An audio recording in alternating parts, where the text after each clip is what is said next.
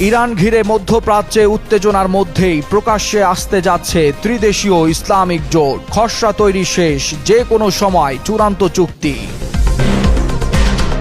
ইরানে ট্রাম্পের হামলা স্থগিত হলেও থেমে নেই পরিকল্পনা। এক সপ্তাহ পরেই আক্রমণ হতে পারে তেহরানে, শঙ্কা বিশ্লেষকদের।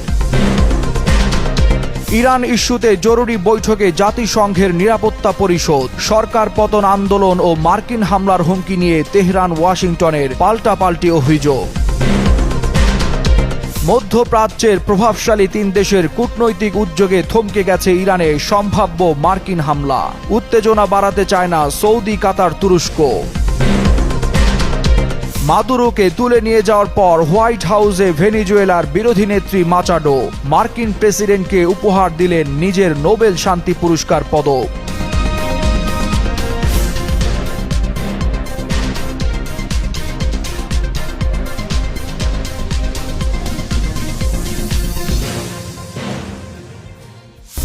ইরানকে ঘিরে মধ্যপ্রাচ্যে যখন উত্তেজনা চরমে, ঠিক সেই সময়েই আলোচনায় এসেছে তিন প্রভাবশালী মুসলিম দেশের সম্ভাব্য নতুন জোট প্রসঙ্গ। পারমাণবিক শক্তিধর পাকিস্তান, অর্থনৈতিকভাবে প্রভাবশালী সৌদি আরব এবং উদীয়মান সামরিক শক্তি তুরস্ক। এই তিন দেশকে নিয়ে একটি ত্রিপক্ষীয় প্রতিরক্ষা চুক্তির খসড়া প্রস্তুত হয়েছে। বিশ্লেষকদের মতে এটি মুসলিম বিশ্বের জন্য একটি নতুন কৌশলগত শক্তির ইঙ্গিত। জার্মান ভিত্তিক অনলাইন আন্তর্জাতিক ম্যাগাজিন মডার্ন ডিপ্লোমেসির এক প্রতিবেদনে এই তথ্য উঠে এসেছে। পাকিস্তানের প্রতিরক্ষা উৎপাদন মন্ত্রী রাজা হায়াত হাররাজের বরাতে বলা হয়, প্রায় এক বছর ধরে আলোচনা শেষে এই খসড়া তৈরি হয়েছে।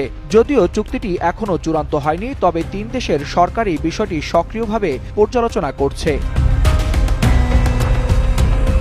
পাকিস্তানের প্রতিরক্ষা উৎপাদন মন্ত্রী জানান, এই প্রস্তাবিত ত্রিপক্ষীয় চুক্তি সৌদি আরব ও পাকিস্তানের বিদ্যমান দ্বিপক্ষীয় প্রতিরক্ষা চুক্তির বাইরের একটি স্বতন্ত্র উদ্যোগ। প্রায় 10 মাসের আলোচনা শেষে এটি এখন পাইপলাইনে রয়েছে এবং চূড়ান্ত সম্মতির অপেক্ষায় আছে।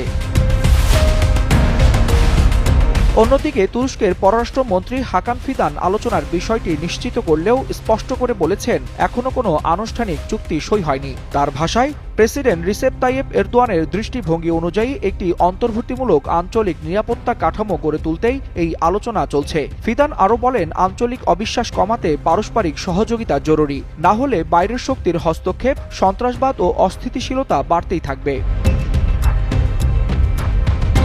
বিশ্লেষকদের মতে এই উদ্যোগ মুসলিম সংখ্যাগরিষ্ঠ দেশগুলোর একটি অপশ্চিমা নিরাপত্তা জোট গঠনের পথে বড় অগ্রগতি। ন্যাটোর আদলে মধ্যপ্রাচ্য ও দক্ষিণ এশিয়ায় একটি নতুন নিরাপত্তা কাঠামো গড়ে উঠতে পারে, যা যুক্তরাষ্ট্র ও চীনের প্রভাব